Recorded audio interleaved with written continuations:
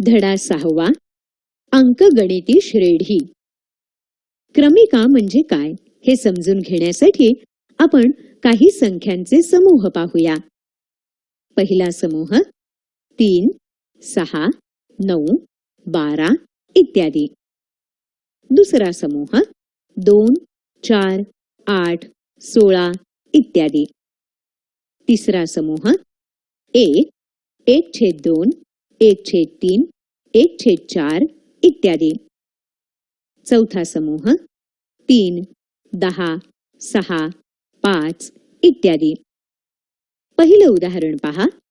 हा 3चा पाढा आहे. आता आपण यातील संख्यांचा एकमेकांशी काय संबंध आहे ते पाहू. 3 बरोबर 3 गुणिले स्थान क्रमांक बरोबर 3 गुणिले 1. 6 बरोबर 3 गुणिले स्थान क्रमांक बरोबर 3 गुणिले 2. 9 बरोबर 3 गुणिले स्थान क्रमांक बरोबर 3 गुणिले 3. 12 बरोबर 3 गुणिले स्थान क्रमांक बरोबर 3 गुणिले 4 अशा प्रकारे. दुसऱ्या उदाहरणात 2, 4, 8, 16 इत्यादी अशा संख्या आहेत. त्यांची मांडणी 2चा पहिला घात, 2चा वर्ग, 2चा घन, 2चा चौथा घात इत्यादी अशी करता येते. म्हणून nव्या स्थानाची संख्या 2चा nवा घात अशी असेल. तिसऱ्या संचात 1, 1/2, 1/3, 1/4 इत्यादी अशा संख्या येतात. त्यांच्यातील संबंध बरोबर संबंधित स्थानाची संख्या बरोबर 1 भागिले स्थान क्रमांक. परंतु चौथ्या संचातल्या 3, 10, 6, 5 इत्यादी या संख्यांचा एकमेकांशी कोणताही निश्चित संबंध आढळत नाही.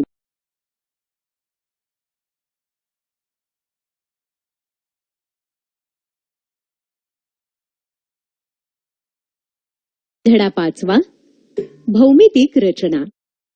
दिलेल्या रेषाखंडाचा लंबदुभाजक काढणे. उदाहरण 5.3 सेंटीमीटर लांबीचा रेषाखंड AB काढून त्याचा लंबदुभाजक काढा. रचनेच्या पायऱ्या. 5.3 सेंटीमीटर लांबीचा रेषाखंड AB काढा. कंपासमध्ये रेषाखंड ABच्या निम्म्यापेक्षा जास्त अंतर घ्या. कंपासचं टोक A वर ठेवा आणि रेषाखंड ABच्या दोन्ही बाजूंना वर आणि खाली कंस काढा. कंपासचं टोक B वर ठेवा. वरच्या एवढीच त्रिज्या ठेवा. रेषाखंडाच्या वर आणि खाली पहिल्या कंसांना छेदणारे कंस काढा. छेदन बिंदूंना C आणि D नाव द्या. रेषा CD काढा. दिलेल्या कोनाचा कोनदुभाजक काढणे. उदाहरण कोन PQR हा 115 अंशाचा काढा आणि त्याचे 2 एकरूप कोनात विभाजन करा. रचनेच्या पायऱ्या. कोन PQR हा 115 अंशाचा काढा. कंपासचं टोक Q वर ठेवा. ठराविक त्रिज्या घेऊन कोनाच्या भुजा QP आणि QR यांना छेदणारा कंस काढा. छेदन बिंदूंना M आणि N ही नाव द्या. M आणि N केंद्र घेऊन आणि MN च्या निम्म्यापेक्षा जास्त त्रिज्या घेऊन एकमेकांना छेदणारे 2 कंस काढा. छेदन बिंदूला B नाव द्या. किरण QB काढा. रेषाखंडाला त्यावरील दिलेल्या बिंदूतून लंब काढणे. 10 सेंटीमीटर लांबीचा रेषाखंड AB काढा. रेषाखंड AB वर बिंदू P असा घ्या की रेख APB. AP बरोबर 3.8 सेंटीमीटर. बिंदू P मधून रेषाखंड AB ला लंब MN काढा. रचना रेख AB हा 10 सेंटीमीटर लांबीचा रेषाखंड काढा. A पासून 3.8 सेंटीमीटर अंतरावर P बिंदू घ्या. P केंद्र आणि सोयीस्कर त्रिज्या घेऊन रेख AB ला C आणि D या दोन बिंदूत छेदणारे कंस काढा.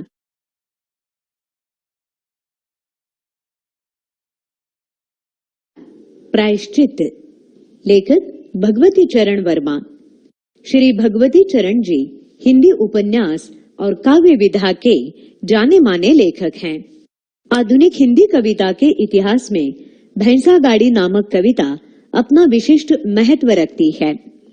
मधुकरण, प्रेम संगीत, त्रिपथगा काव्य, राग और चिनगारी कहानी संग्रह, रुपया तुम्हें खा गया नाटक, चित्रलेखा, उपन्यास आदि हर साहित्य विधा में उनका विपुल लेखन है.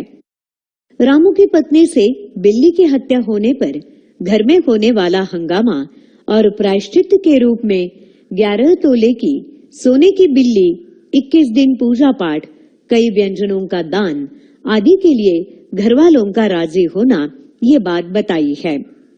लेखक ने धर्म के नाम पर श्रद्धा और विश्वास का खिलवाड़ करने वाले लोगों की स्वार्थी वृत्ति को उजागर किया है.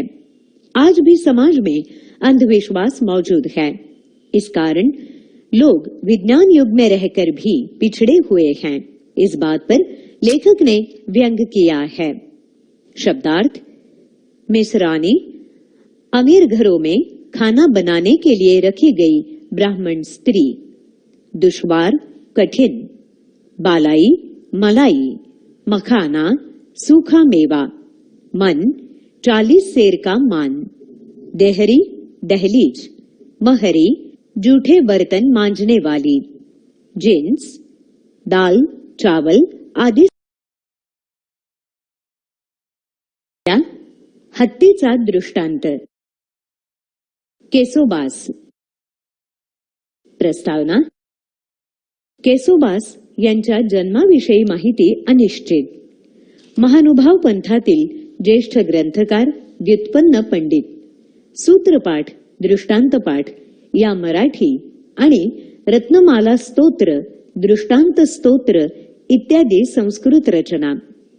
श्री चक्रधर स्वामी यांनी लीळा चरित्रात दृष्टांत कथेच्या रूपात जो उपदेश केला, त्यातील दृष्टांतांचं संकलन केसोबासांनी दृष्टांत पाठात केलं. भाषेची गतिमानता, सहज सौंदर्य, कथन कौशल्य, अल्पाक्षरत्व हे त्यांचे लेखन विशेष. जो तो आपापल्या अनुभवानुसार विचार करतो, ही गोष्ट या ठिकाणी स्पष्ट होते. शब्दार्थ: मुसळ, उखळामध्ये धान्य काढण्याचे लाकडी साधन. जात्यंध, जन्मापासून अंध. कोथळा, पर्याय जन्मतःच आंधळे. पर्याय निवडून रिकाम्या जागा भरा. गावा, आला. पर्याय आहेत हस्ती, चित्ता, रेडा, बैल. योग्य पर्याय हस्ती. गावा, हस्ती आला. कानू देखिला तो म्हणे हस्ती.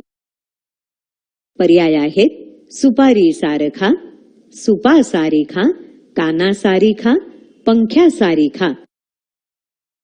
योग्य पर्याय सुपा सारिखा. हस्ती, सुपा सारिखा. संदर्भासह स्पष्टीकरण करा.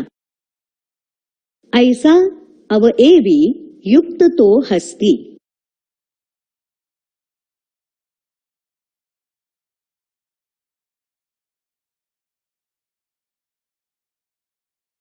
धडा 5वा.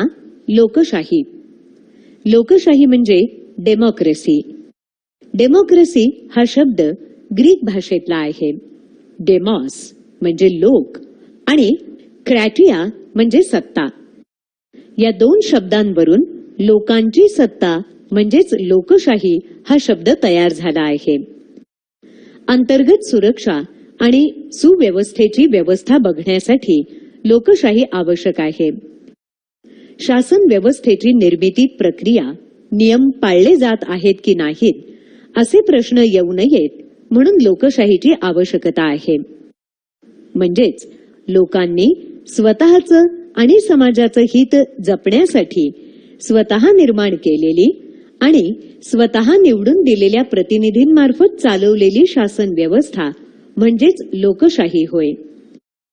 लोकशाही आणि हुकुमशाही निर्मितीची प्रक्रिया समजून घेण्यासाठी आपण या तक्त्याचा अभ्यास करूया.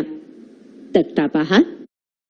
विस्कळीत समाज, विविध समस्यांची निर्मिती, बळी तो कान पिळी अशी अवस्था, अराजक, अंतर्गत सुरक्षेची गरज, सर्वांनी वारंवार एकत्रित जमून चर्चेद्वारे समस्येवर तोडगा, लोकशाही, प्रबळ गटाची सरशी, प्रबळ गटाच्या हाती सत्ता, हुकुमशाही. लोकशाहीची वैशिष्ट्य. लोकनिर्वाचित प्रतिनिधी आणि प्रतिनिधींना अंतिम निर्णयाचे अधिकार. लोकशाही ही एक अशी शासन व्यवस्था आहे ज्यामध्ये लोक स्वतःच त्यांचे राज्यकर्ते निवडून देतात.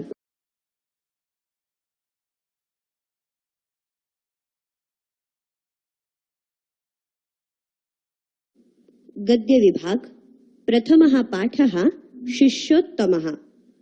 प्रास्ताविक. प्राचीन भारतीय वाङ्मयात गुरु शिष्यांच्या अनेक जोड्या आपल्याला पाहायला मिळतात. गुरु निस्वार्थीपणाने आपली विद्या शिष्याला देत, पण विद्या देताना शिष्याला चांगला पारखूनही घेत असत. नागार्जुन हा भारतीय रसायनशास्त्रातील असाच एक मोठा संशोधक विद्वान ब्राह्मण होता. आपल्या कामात सहाय्यक निवडताना त्याने त्यास कसे पारखून घेतले हे सांगणारी ही कथा आहे. वैद्यकीय पेशात सेवावृत्ती आवश्यक असते हेही या कथेतून सांगितले आहे. भाषांतर. उत्तम शिष्य. पूर्वी नागार्जुन नावाचा एक सुप्रसिद्ध रसायनशास्त्रज्ञ आणि वैद्यही होता. सेवा हेच व्रत असलेल्या त्याची कीर्ती देशात आणि परदेशातही पसरली होती. एकदा राजाकडे जाऊन नागार्जुनाने राजाला विनंती केली, महाराज, काम पुष्कळ असल्याने मला एका मदतनीसाची आवश्यकता आहे. हे ऐकून दुसऱ्याच दिवशी महाराजांनी त्याच्याकडे 2 तरुणांना पाठवले. त्या दोघांची परीक्षा घेण्यासाठी नागार्जुनाने त्या दोघांनाही एक एक वस्तू देऊन म्हटले, ही वस्तू घेऊन आपापल्या घरी जा आणि उद्या त्यापासून एखादे रसायन किंवा औषध बनवून आणा. नंतर दुसऱ्या दिवशी ते दोघेही नागार्जुनाकडे आले. तेव्हा त्या दोघांपैकी एक जण म्हणाला, महाशय, मी रसायन तयार करून आणले आहे. ते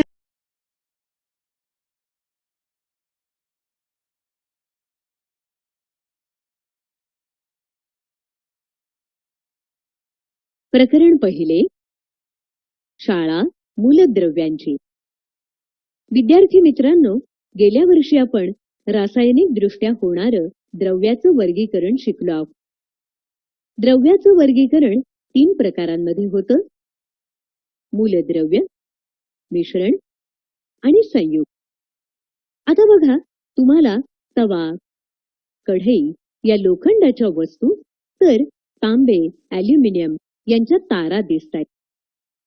या सर्व वस्तू मूलद्रव्यांच्या बनलेल्या आहेत. आता हे पहा, ब्रॉन्झचे पुतळे आणि पदक ही आहेत मिश्रणाची उदाहरणं. हो ना? आता यापेक्षा हे वेगळे पदार्थ दिसतायत ते पहा. साखर आणि मीठ ही आहेत संयुगांची उदाहरणं. आताच आपण गेल्या वर्षीची थोडी उजळणी केली. द्रव्याचं मूलद्रव्य, मिश्रण आणि संयुग हे वर्गीकरण पाहिलं. आज आपण फक्त मूलद्रव्यांचं वर्गीकरण शिकणार आहोत. आतापर्यंत एकूण 116 मूलद्रव्यांचा शोध लागला आहे. त्यापैकी काही निसर्गात आढळतात तर काही मानवनिर्मित आणि अल्पजीवी आहेत.